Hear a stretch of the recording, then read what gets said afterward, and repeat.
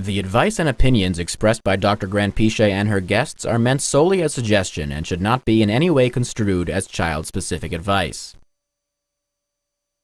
Dr. Doreen Grant-Pichet is the Dr. Doreen is an expert in autism. Doreen Grant-Pichet. Dr. Grant-Pichet. Dr. Doreen Grant-Pichet. Dr. Doreen Grant-Pichet is a visionary in the field of autism. Now you can ask her questions on Ask Dr. Doreen. Good morning, and I'm throwing my phone already. Good morning and welcome to Ask Dr. Doreen. I'm Shannon Penrod, and look who I'm here with, the wonderful, the fabulous Dr. Doreen Grant-Pichet. Good morning. We're so excited to have you here, and Thank you look lovely as always, and thrilled. For those of you who are not familiar with Dr. Grant-Pichet, Dr. Doreen as we call her, she is a true expert in this field of autism, and she's been working in this field for more than 45 years. I know if you're watching the live video, you're looking and going, I don't believe it. I know, I'm sitting close to her and I don't believe it, but it's true. And for those of you, whether you're watching the video or you're going to listen later on in podcast, once you listen to her, you'll believe it, because she is a voice of reason and discernment in this community. I don't think there's anybody who has been a better advocate for individuals on the spectrum and their families to be treated as individuals and to be treated fairly and to be treated with respect so that they can learn things that are important to them, but not have their time wasted and not be treated unfairly. So thank you very much. God bless you. It's hard for me to believe that it's been like 45 years. It's insane. Right? Yeah. I mean, like that's a long time. Yeah. And you've helped so many people, and so many people are grateful. But that's not enough for you. You're foraying back in, and which we respect. And I'm learning again. It's interesting. I just picked up a magazine the other day that is called Autism, like on the side. I'd never seen it before, and it's like some just summary of all the different things that are going on. And there's things in there that I hadn't even thought about. So it's kind of interesting always to come back to autism. It is an interesting time. But you've never really left, we should say that. Right, You've stayed and answered questions, but you're going into back, to helping to coordinate direct treatment. Say into battle. Well, no, I was going to say into treating, and I think that you will be treating. You've always been treating, but I think back into managing a large amount of treatment and overseeing a lot of what's happening. It's your gift to all of us. You're certainly a gift to me and to my family. And I know to our viewers, because throughout everything, even in your quote unquote retirement, which I laugh because it wasn't very much of a retirement, but you have been here doing live shows. We're in our 13th year now of doing these live shows where you answer people's questions from around the world. Everybody can write in for free and pick her beautiful, gorgeous brain and ask her questions. Now, there is an asterisk here. We have to give the disclaimer that there is no one in this or any field that can give individual specific advice in this particular format. Right. It would be a disservice both to the professional and the individual that we're being discussed. They don't have an opportunity to meet and see things. Right. But you do have the opportunity to write in if you're as specific as possible and tell Dr. Grant-Pichet what it is that your question is about. And again, be specific. I also like for you to include what's the closest major city, because that sort of keys both of us into knowing what resources might be available for you. Then she can give you some things to go back to the individuals, the experts who have eyes on the situation. She can give you great questions to ask and ask you to think about things maybe the way that you previously hadn't thought about, that will open new things.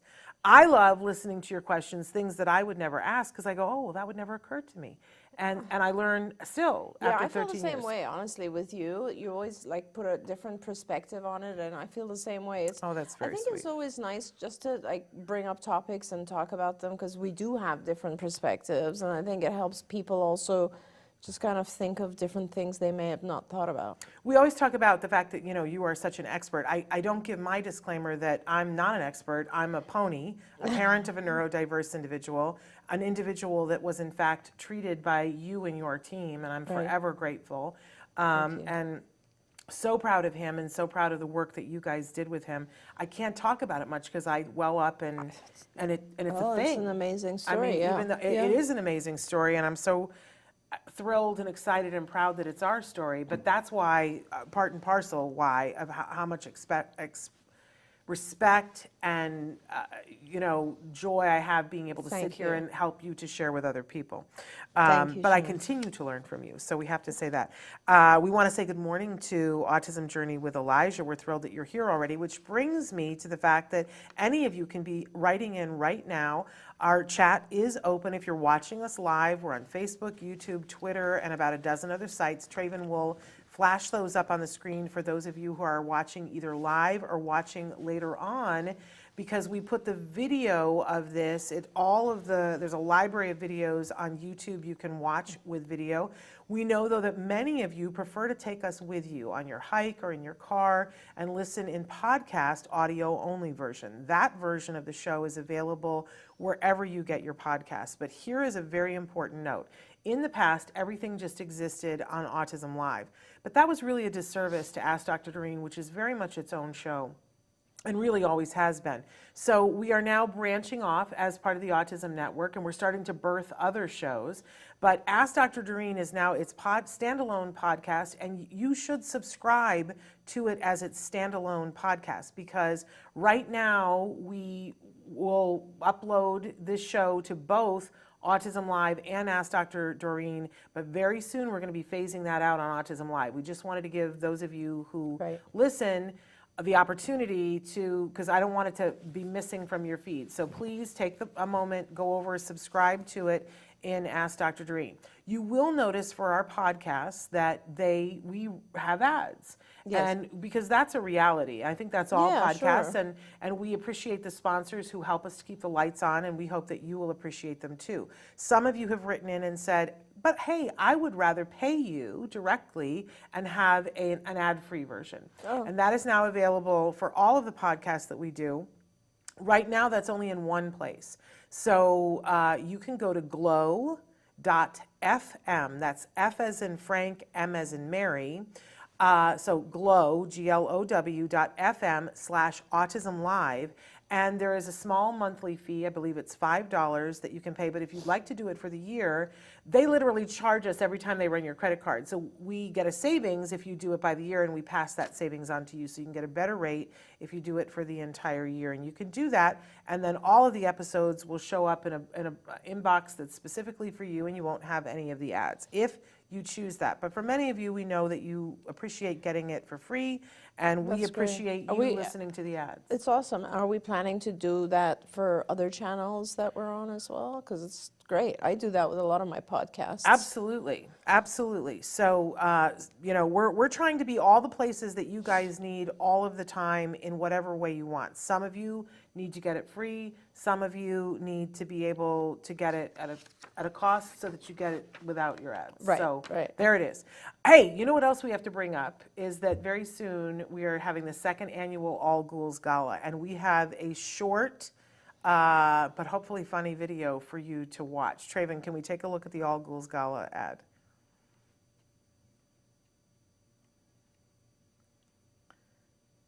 Maybe we need to wait for... Okay, we're ready to roll, so let's take a look at that.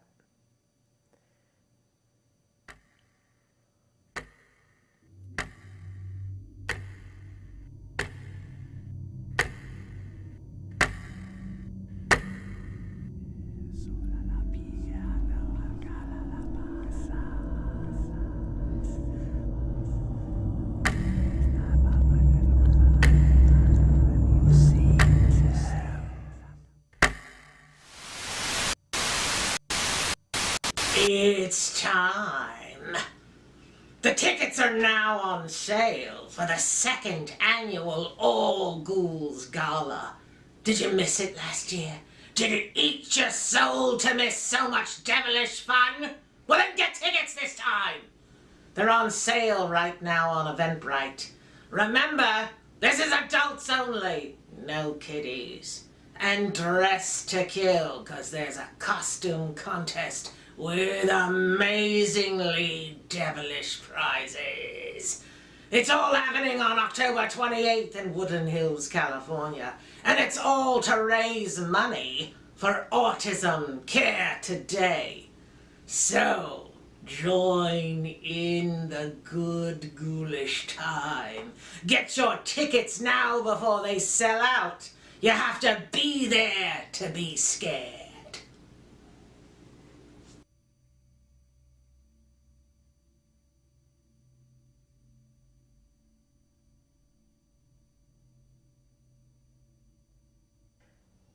So welcome back. Couple of things. You just saw a sneak preview of a video nobody's supposed to see yet because that one says that the tickets are now available. They're not till next week. So you guys saw something that nobody else is going to see. So there you go. We showed the other video yesterday, and that's the one that we want to be showing this week. But the thing we're asking everybody is to guess who it is in the clown mask. That it's somebody that's a regular here on the show. So write in if you already know, don't say. But just want to say that the tickets are not available till next week. But you can still go to the Eventbrite and you can click on the thing that says reminder so that you'll know when they do go available next week because we do really expect them to sell out. Right. Last year was insane. Like the only word that I can think of when people say what was it like, I say bacchanalia. It was. What does that mean? Like bacchanalia is when it's like wine and craziness. It's like it was great, but I mean there was a point. I think it was like around 10 p.m. or so. That I just stood there and I thought, oh my dear God, like not one other person cannot enter because this place is too full. It was hopping. It was really hopping, yeah. And it's an adult Halloween party. Yeah. It's a fundraiser for Autism Care Today, but it is serious business Halloween fun for adults. There are no kids. It's going to be a lot of fun. We're going to have a lot of different events and activities. So many things to do. Yeah. And there's an open bar that's kind of crazy. We should talk about actually the event later today. Make some plans. We have to talk about it. There's things I have to update you and the questions I have. Yes. And I'm sure that the other people do too. But anyway, you're screaming, you're with laughter. I love that. Okay, yeah, and Rachel Bird is watching, and we love you, Rachel Bird and Kobe. We're sending, and she said Kobe and I are thankful for all your work. Oh, thank you so much. We are both part of the Kobe Bird fan club. We love you guys. We have his painting hanging on the wall in the studio. It's a lovely, lovely thing. But they were there last year. Kobe was one of the recipients of one of our awards. He's so wonderful. I have not announced it before, but can I announce right now the first of our award can recipients? we? Yes. Can we? I mean, yes. We've not announced it anywhere else, but Dr. Temple Grandin is our first recipient of awards this year that we're announcing, and she will be there at the event.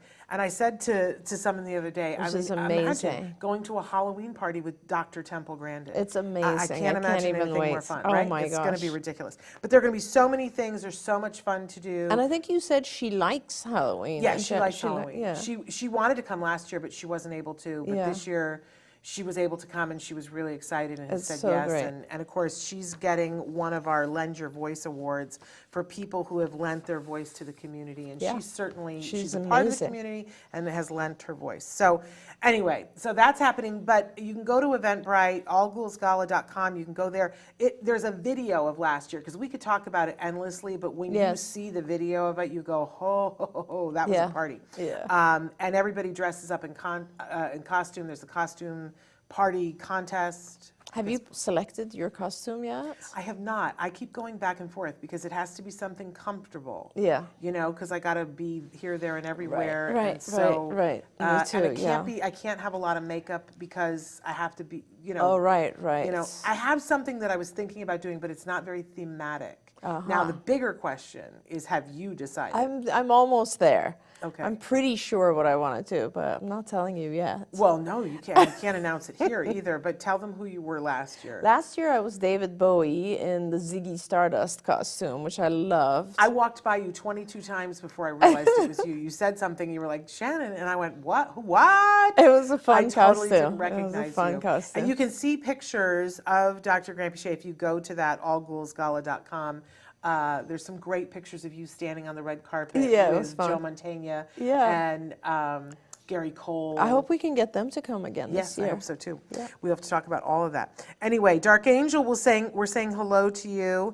And our topic today is autism and nutrition. And I see Well, I think Autism Journey with Elijah, we're talking about popsicles, so let's jump in there. Sure. Last couple of weeks, Eli has had an obsession on popsicles. Last Friday, he finally got sick and threw up. I warned him, but it was just a good treat and he wanted it. Well, this morning he felt good, so I wanted to find out why there was this obsession on popsicles. He had no fever, nothing but upset tummy and vomiting, and I found out a lot. I found there is an additive of carrageenan in popsicles that causes colitis and intestinal ulcers. By the way, he woke up wanting more popsicles and told him no, and off to school he went. Should I be concerned? He is now eating only grilled cheese sandwiches, pizza, and popsicles. That is it. Is there something that I can do to wean him off? He also refuses to take multivitamins or any other vitamins during the day.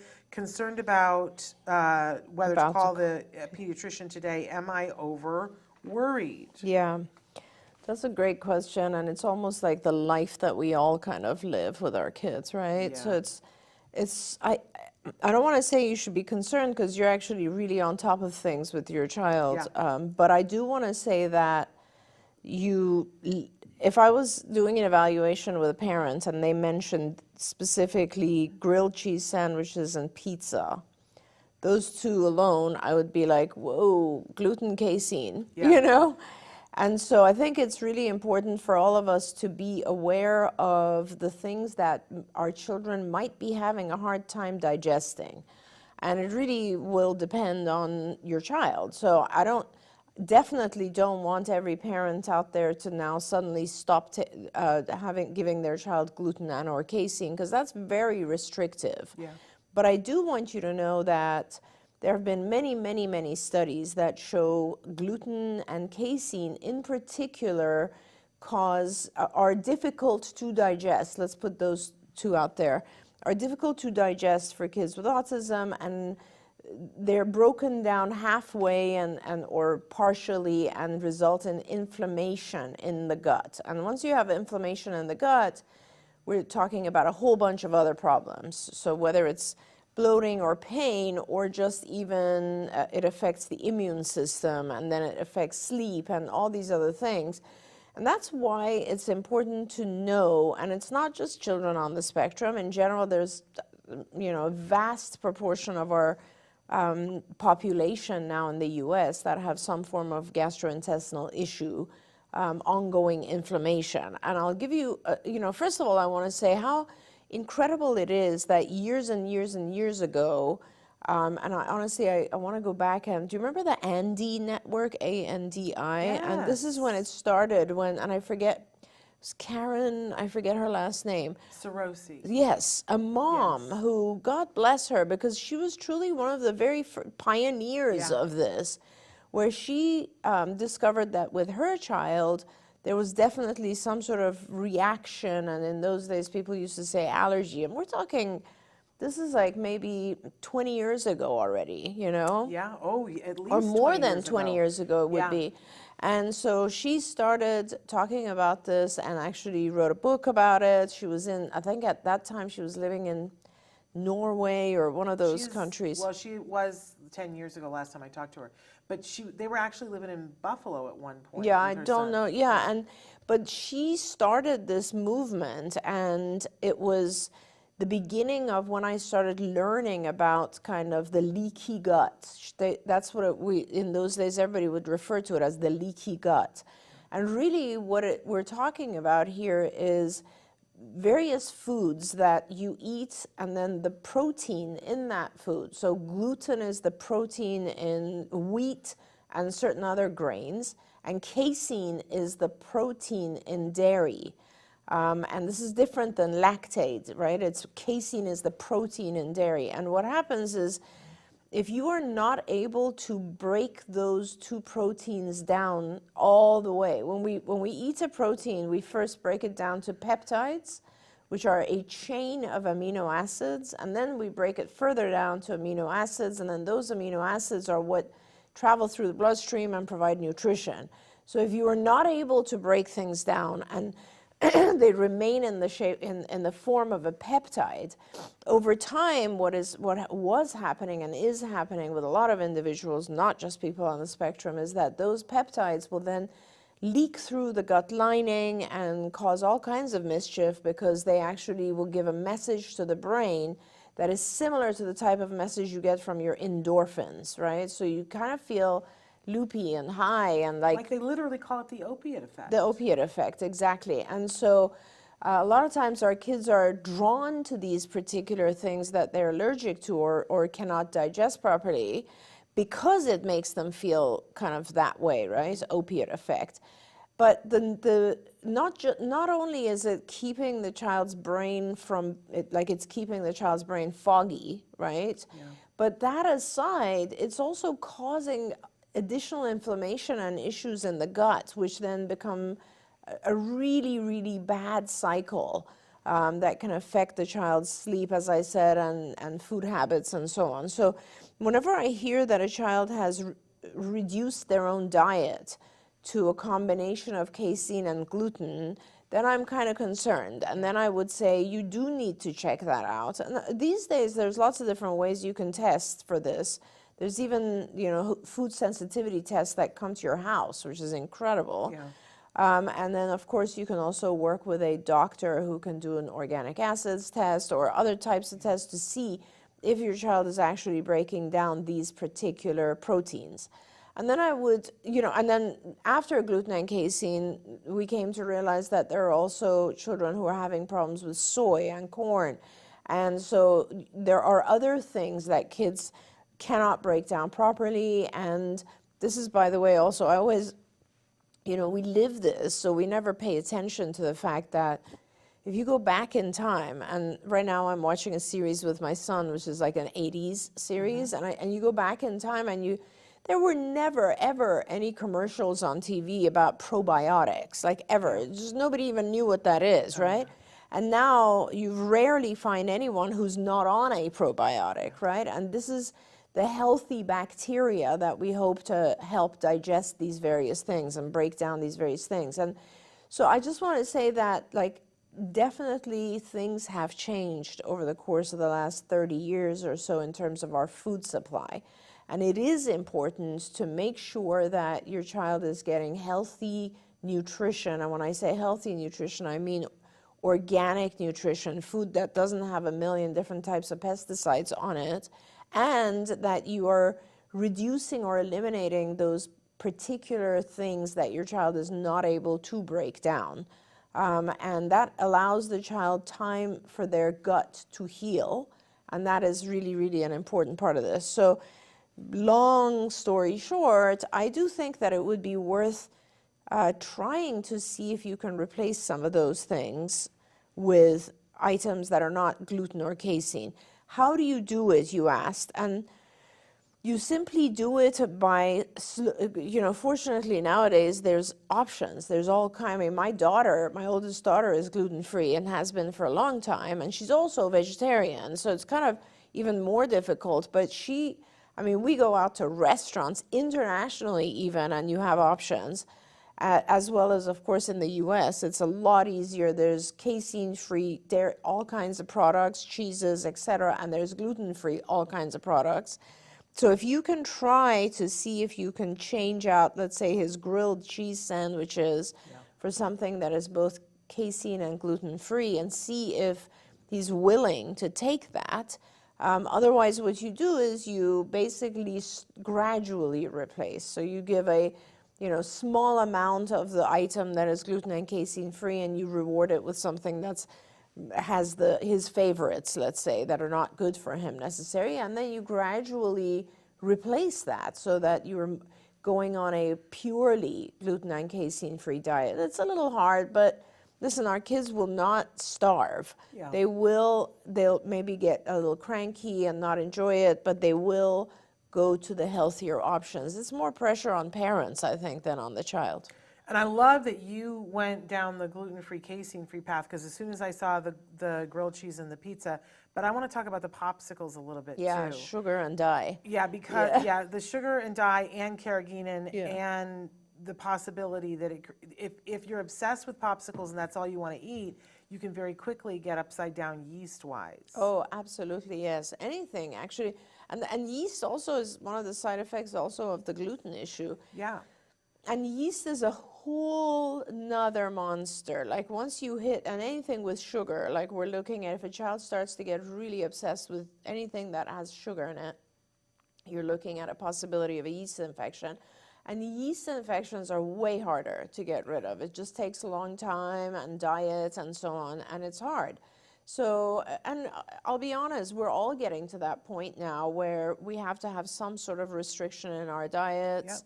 A lot of people are struggling. I mean, 2/3 of the ads that come up on TV or on your feed, your social feed, has to do with diet or nutrition or weight gain or weight loss or inflammation or probiotics, prebiotics. I mean, that tells you that there's a real problem here, you know? So, yes. But, and we had a little conversation yesterday.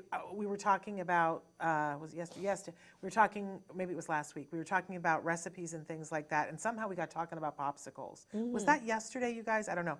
But you can make your own popsicles.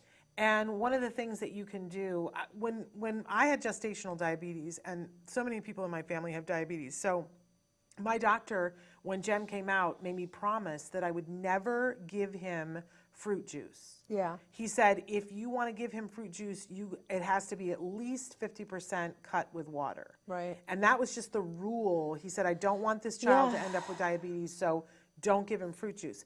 So we were already in that mindset, and so you can take those popsicles and you can get the molds, and we were talking yesterday about we take flavored seltzers and put them with the popsicles, and you can put it directly with fruit, so then he gets the fiber. And you pack the fruit. You know, you take 3 strawberries, and if you like strawberries, and stick it down the popsicle thing, and then you put the flavored seltzer in, whatever flavor he likes. So that gives it a little bit more oomph, and freeze those.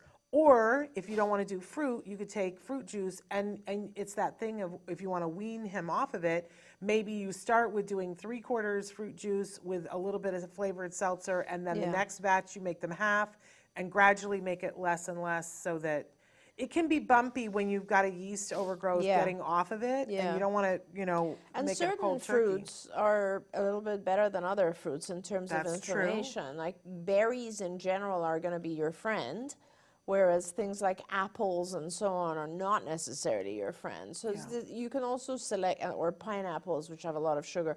So like, you know, you basically want to pick the berries if you can, and then make something out of those. I think, you know, the book that was really transformative for me, because there's been a lot of great books, but the one that's called Breaking the Cycle was really a big deal for me, because it talks about first, you know, cleaning up the gluten in the casein, fixing the yeast, and because it all gets, and she says that he's been on a probiotic before for black stools, and that has been better, but there's some stuff going on. Oh my gosh. And it's all, you know, down to the fact that when they get to the point where they're like, well, I only want to eat these 3 things, that's a very clear sign things are upside down. It's hard, but I know you can do it. If anybody can do it, you can do it. R really quickly says, if a specialist is not familiar with the term progressive ABA, should I be concerned? Can I admit that 2-3 months ago, I'd never heard it before. This is a new term. Yeah, it's brand new. Being put out by a select group of people. Very select group. And so I don't think it's at all weird if they don't know. And it's like, it's just one of those things that a group came up with, because there is a lot of misunderstanding about ABA, and therefore a lot of people it's just going the wrong direction, which really, really concerns me. And I'm going to always speak out in favor of ABA, because I'm worried that people misunderstand an ABA. Like, do you remember years ago, I don't know why I thought of this, but remember years ago there were these commercials about you cannot have more than 4 eggs a week or 3 eggs, and then after a while they came back and they were like, no, you can actually have 7 or 8 eggs a week, and they were like, eggs got a bad rap. Right. ABA is getting a bad rap, like, let's just be honest. And I'm not sure why. I think there are many different reasons. But regardless, ABA is just a teaching technique, and it is a good teaching technique. It's very, very effective. life kind of produces ABA type situations for all of us. And progressive ABA, so people, ABA started to get a bad reputation, and a group of people decided to come out and say, listen, we're doing progressive ABA, which is much more compassionate. And I'm not sure where that even came from, in a sense, because all work that you do on your own health, whether it's physical or mental, is difficult, right? Whether it's you're just sitting and talking with a psychologist, it's not, you know, it's not really therapeutic unless you actually go to places that are hard to go. And it's the same with ABA. Like, there's a little bit of work involved. In other words, if the child doesn't want to learn, you're doing manipulations to the program, you're increasing their rewards, depriving them sometimes of the free reward, those types of things, which I guess people could say, hey, that's mean. But the truth is, what you're doing is you're manipulating the environment so that you can teach the child skills that will help them thrive in the environment. I think it needs to be said, though, you know, part of the reason why people are saying progressive ABA is because a lot of people, myself included, are saying that ABA needs a rebrand. Because what happened is that, you know, if you learn about ABA and what ABA is, and that's what you talk about and you teach and you try to get other people to learn, then you have no doubt that people are being treated in a humanistic way and whatever. But a lot of people came into a space that had a lot of money with insurance and started hanging out a shingle and doing whatever they wanted to. They called it ABA. And now, I don't know if you remember, there was a time when we were doing this show, maybe, you know, in the beginning, we were like, we talk about ABA here. And then there was a year where I went, we need to stop talking about ABA and put the asterisk and say, we're talking about good ABA here.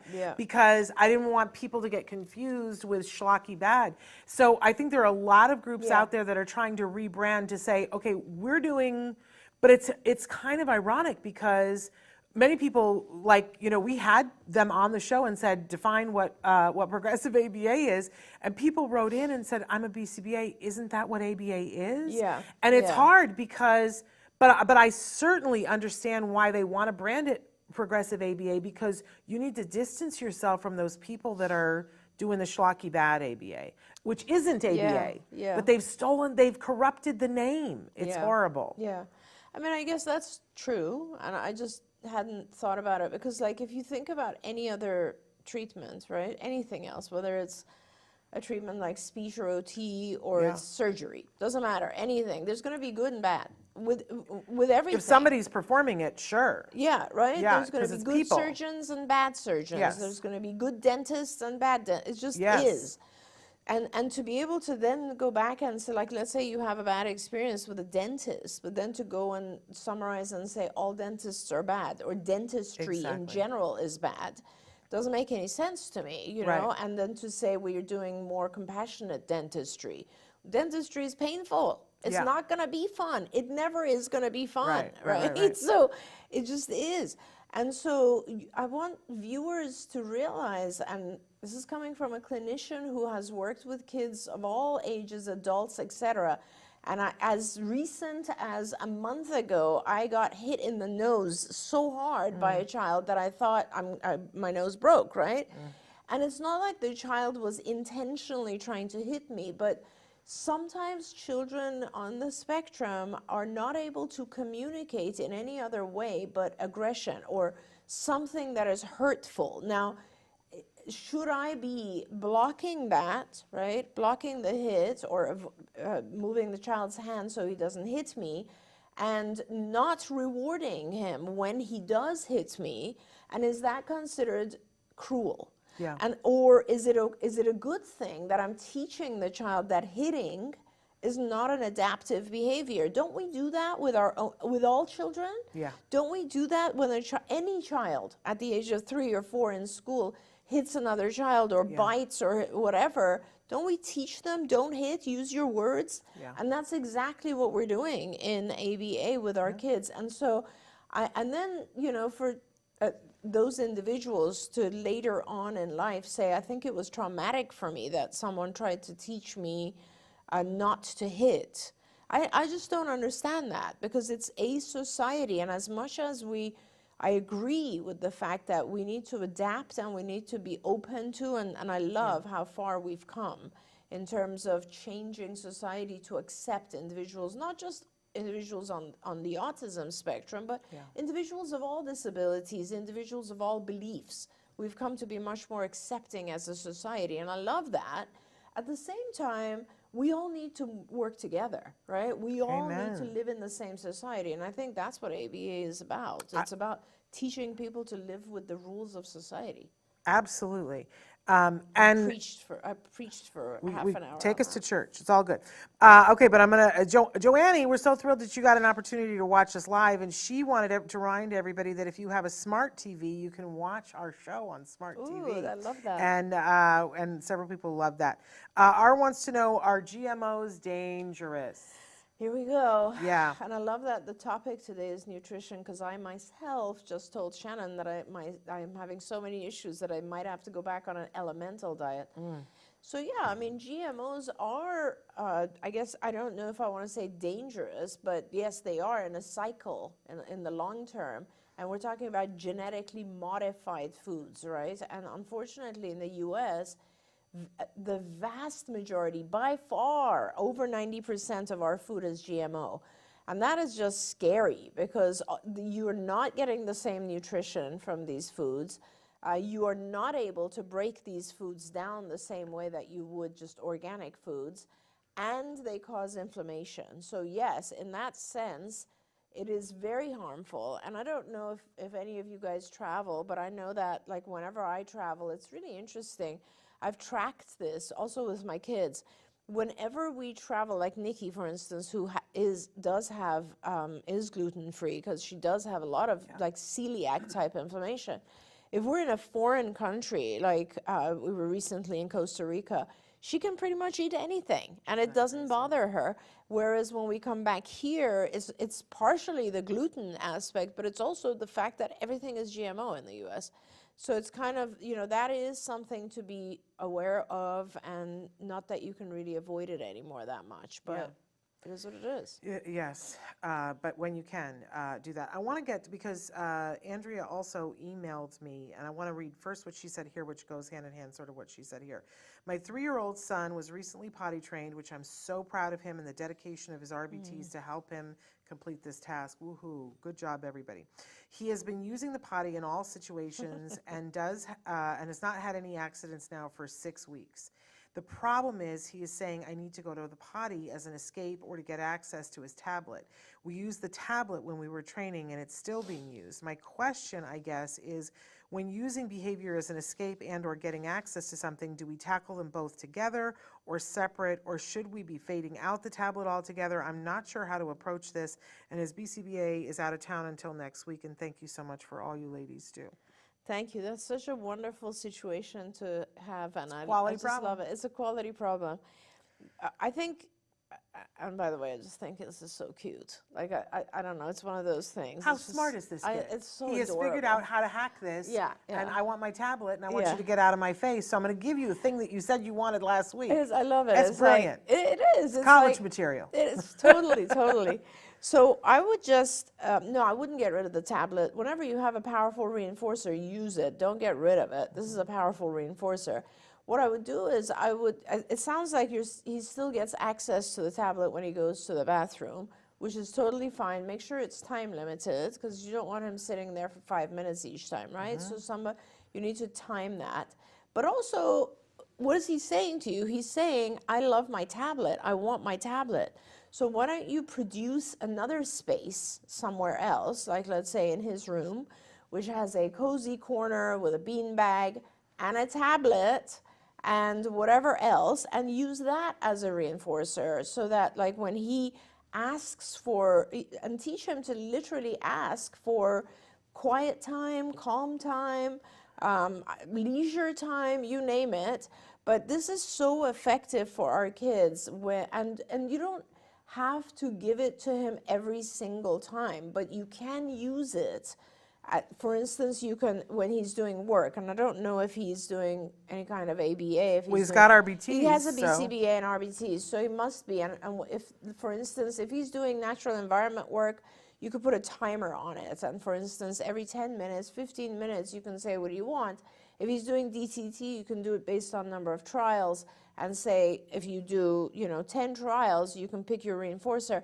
Let him pick, and certainly give him the opportunity. And if it gets to be too much, just thin out the schedule. Just reduce, say you now have to do 20 trials in order to get 2 minutes of iPad. But give him a different region with the iPad, with music, with other types of reinforcers, because you always want to vary the reinforcer.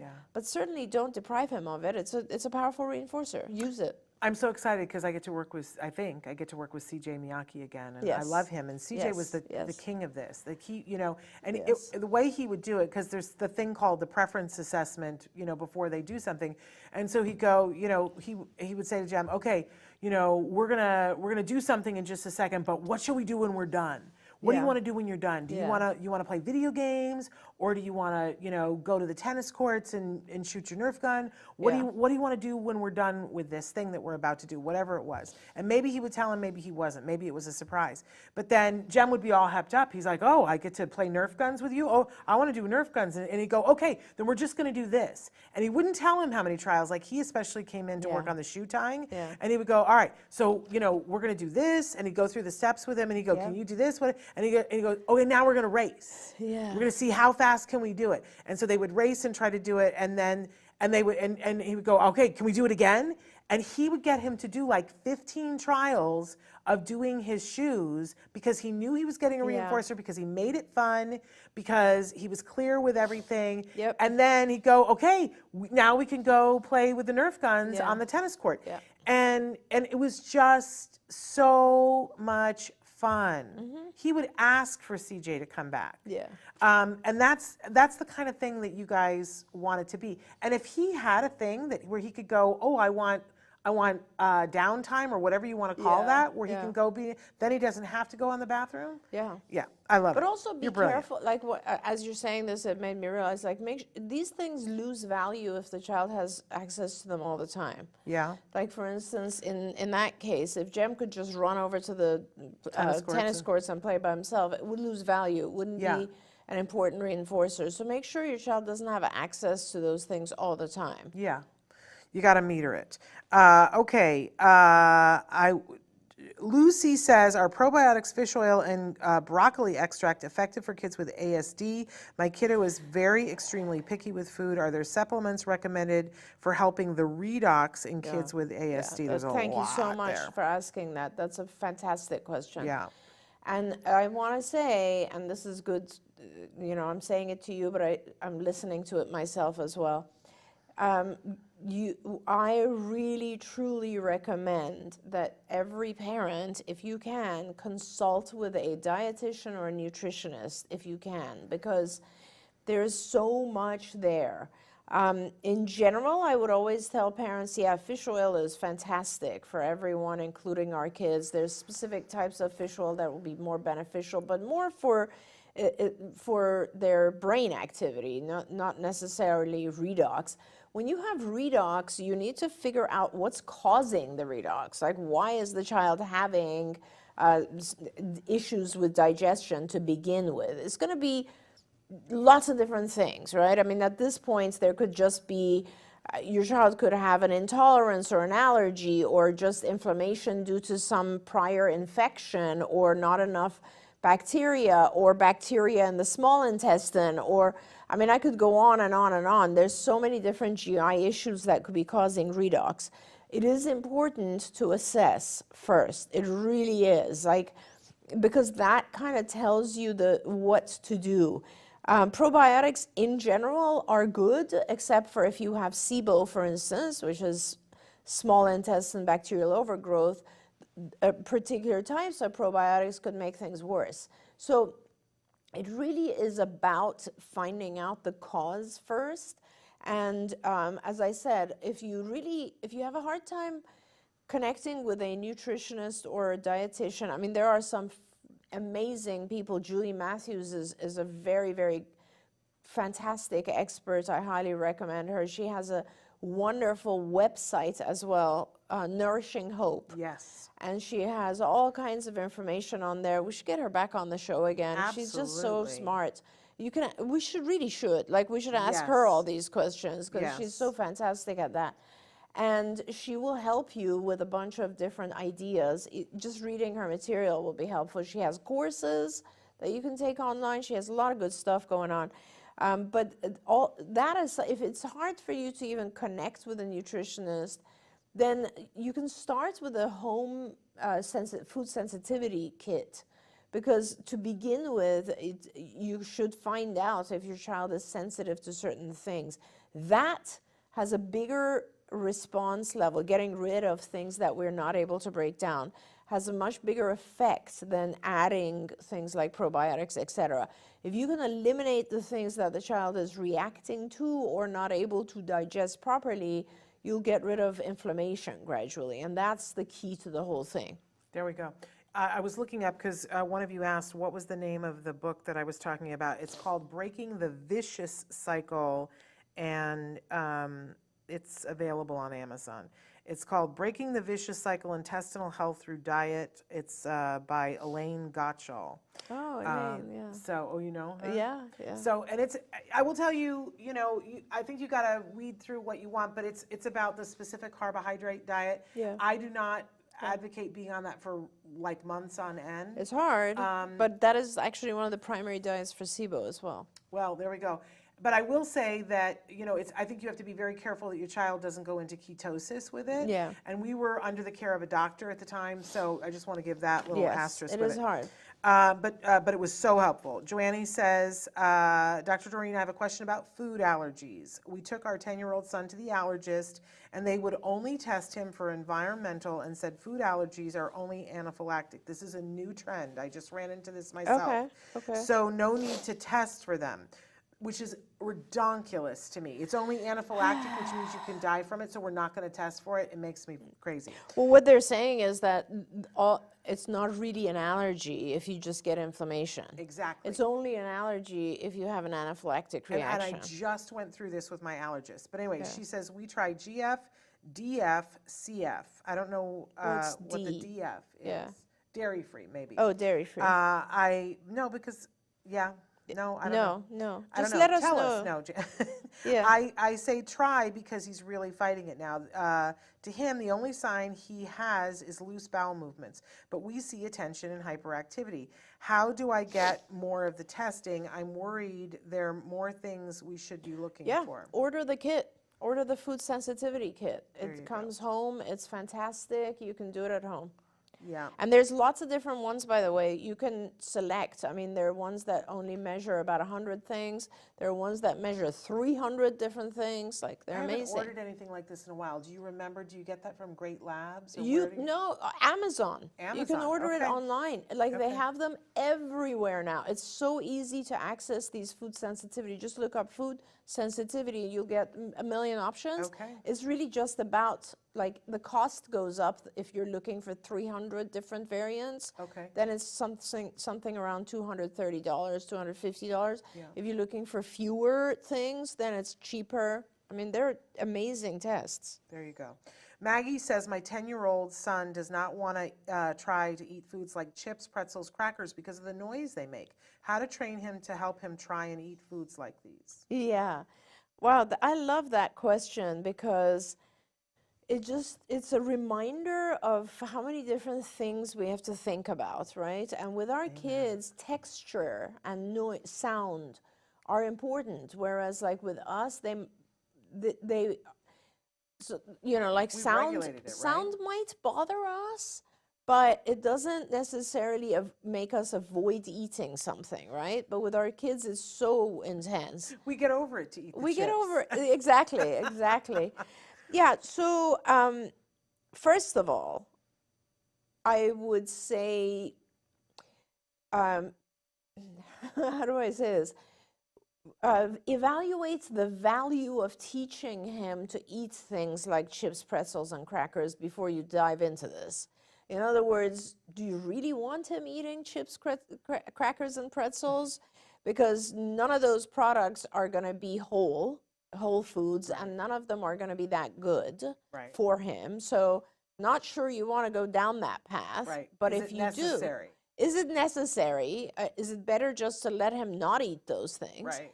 And focus more on things. There are other things that might be very important for him to eat that are also noisy or crunchy. So, you know, like anything else, there's multiple different things you can do. First of all, you can help him avoid it, right? Let's just start with that. If you choose to, you can help him avoid it. And the way you do that is you give him headphones or earbuds, whatever you decide, he can put those on or in. These are the things I talk about. Like, it really has to do with your choice of how you want your child to live.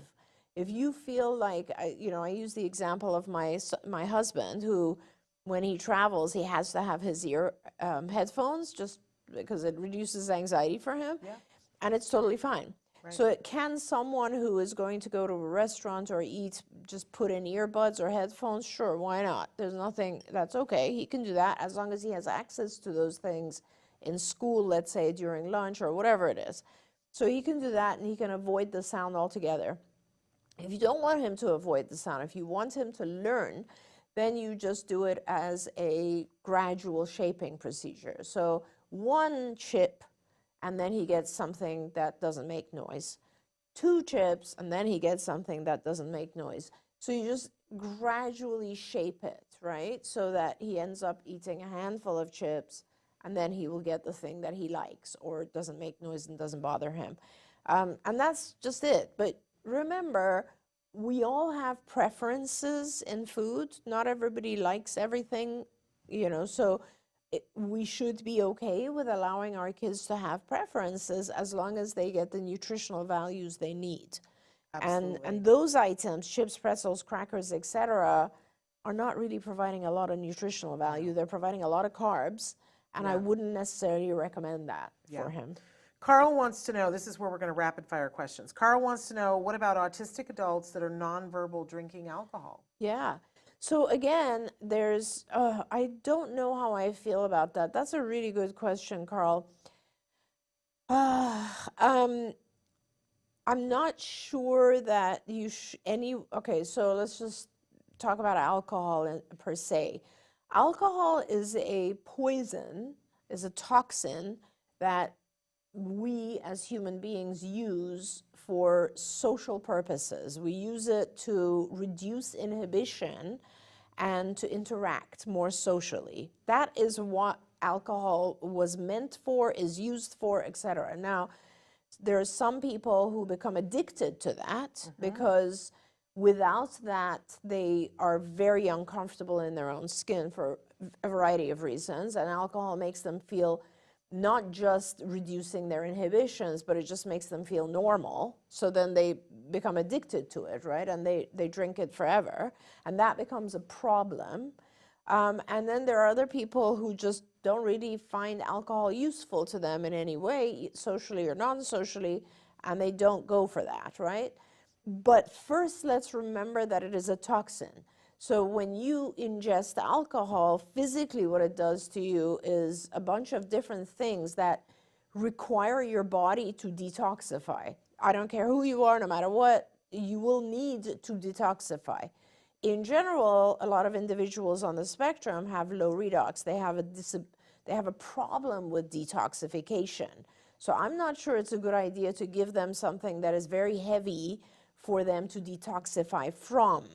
Secondly, if it's a nonverbal autistic adult, I'm not sure that it's producing the positive effect of increasing social behavior.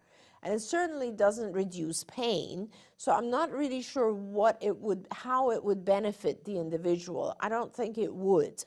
Now, in the past, I did a show a long, long time ago about the use of medical marijuana for individuals on the spectrum. And that I find is different because there are individuals who are in severe pain and they find that the use of medical marijuana helps them. That I have no problem with, because if there's something that is not harmful, that is going to reduce pain, it seems like an appropriate thing. Yeah. But I don't really see that for alcohol usage. And I guess my question is, are they requesting it? Like, Yeah, I mean, that's another. I just want to know yeah. if that's the thing. Hey, we're saying hi to Judy. Good afternoon. And Stephen wants to know, hi, my son doesn't have repetitive restrictive behaviors, but is diagnosed with autism. Is that possible? He was diagnosed by a pediatrician, developmental pediatrician, and pediatric neurologist. Yeah. So you don't necessarily have to have what's considered repetitive behavior, but you do have to meet the criteria for that particular section. So these could be other symptoms, and the symptoms could be things such as sensory sensitivity could exist. Routines, those are classified as like insistence on routines. Those are things that are restricted, repetitive in some ways. So things that people consider to be obsessive compulsive in a way.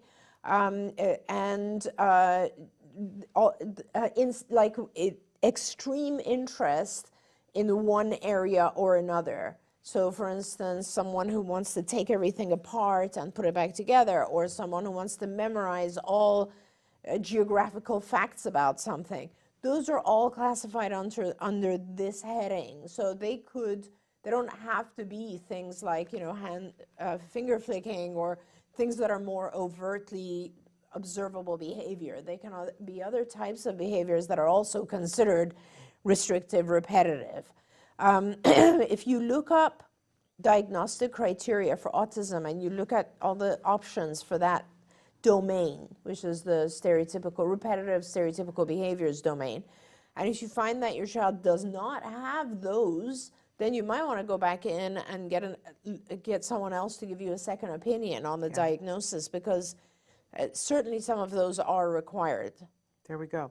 Probably our last question. Nada says, my 5.5-year-old autistic son scored a 67 on his IQ test. This is an average of 2 tests. One scored really high and the other one was low. The test is done so that he can go to school. How reliable is an IQ test for him?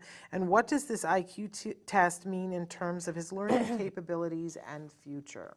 Yes, very good question. Yeah. So IQ stands for intelligence quotient, and the quotient, or the decimal, is your child's mental age divided by their chronological age.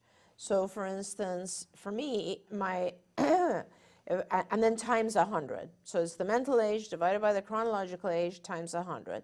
So a lot of people, whatever their mental age is, let's say my mental age would be 60, and my chronological age, my actual age, is 60. So it's 60 divided by 60, which is 1, times 100. So my IQ becomes 100. 100 is normal IQ.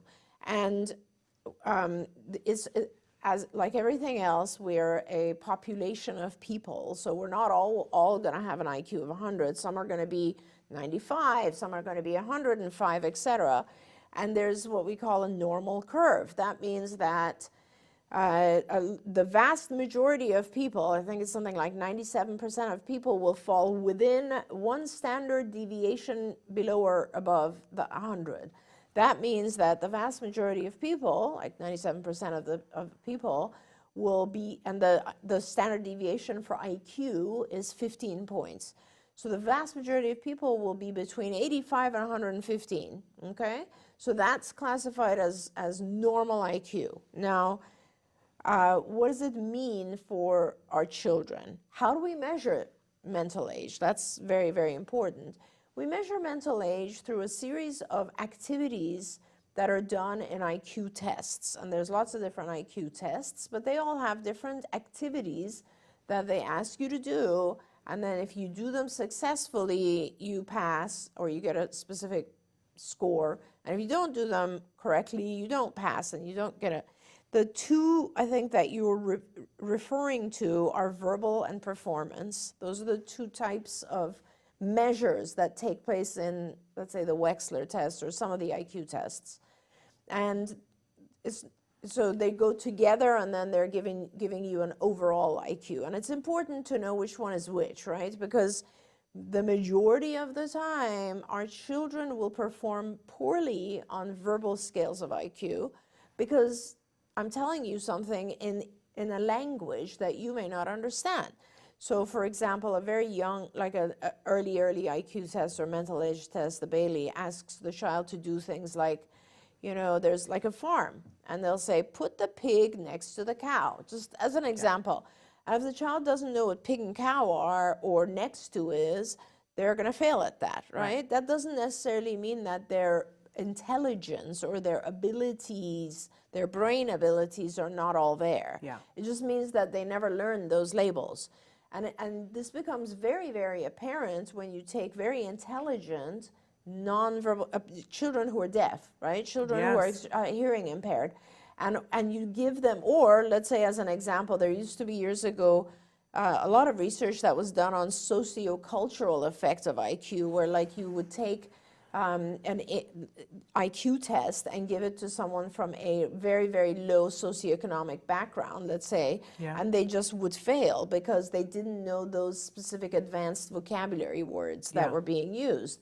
And so IQ tests became a very touchy subject because think about it, if you are a child who has language difficulty, right, and I give you an IQ test, you're always going to score lower because of the language aspect, not because of the intelligence aspect, but because of the language.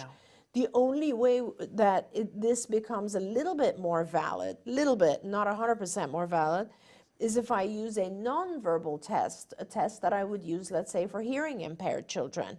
Becomes a little bit better, but again, a child with autism is having all kinds of sensory issues as well. They're distracted, the lights might be bothering them, they might have GI issues, whatever it is. Our kids are not always on their best place, right? They're not always performing at their best, and they're very, anxious in new environments with a doctor perhaps, and there's lots of factors that can interfere with the child's responsiveness on an IQ test. So therefore, in general, IQ tests are not the most valid with our kids.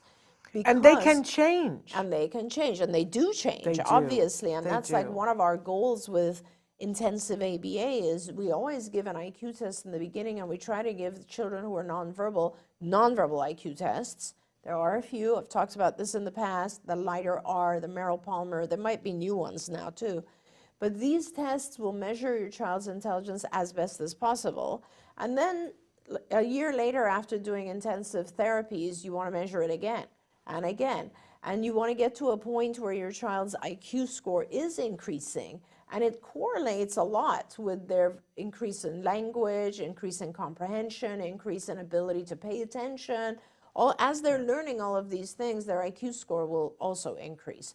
So I guess it's important to think about that when you're talking about IQ, because we tend to think of our kids as intellectually disabled, whereas a lot of our kids are not intellectually disabled. They just don't have, we don't have access to measuring their pure intelligence through IQ tests. That's right. So don't put much store in it, think of it as a baseline, and it's only, as you work, like you've got lots of room to go up, and you absolutely can. This was, you wrote this and I was like, oh, this was our story.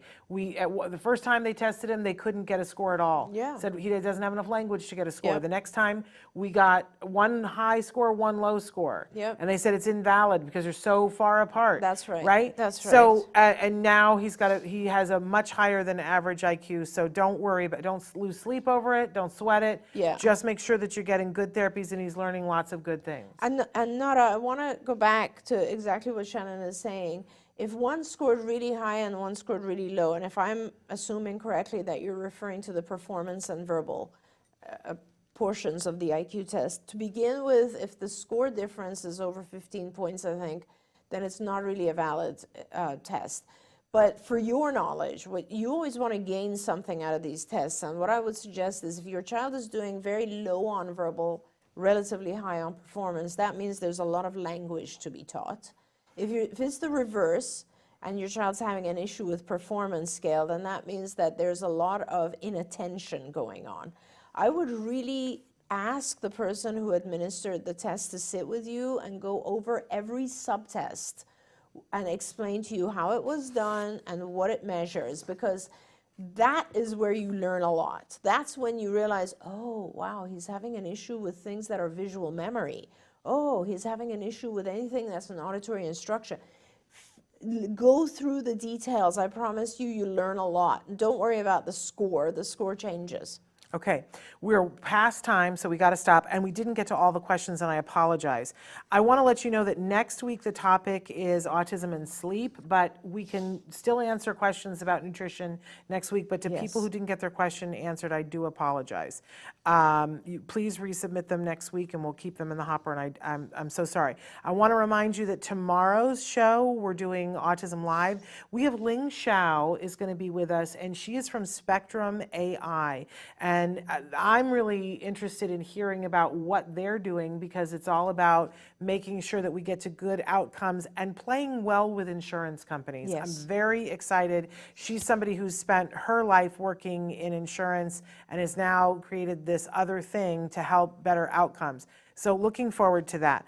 Then on Thursday, we have Stories from the Spectrum, and on Friday, we have Let's Talk Movies with Moira and Shannon, and we are finally doing, busy week. We are finally doing our Barbenheimer review. I don't know if you've seen both Barbie and Oppenheimer. I've seen Oppenheimer, which I loved. Okay, well, we'll have to talk about that. I have many things to say about that, but that's on Friday.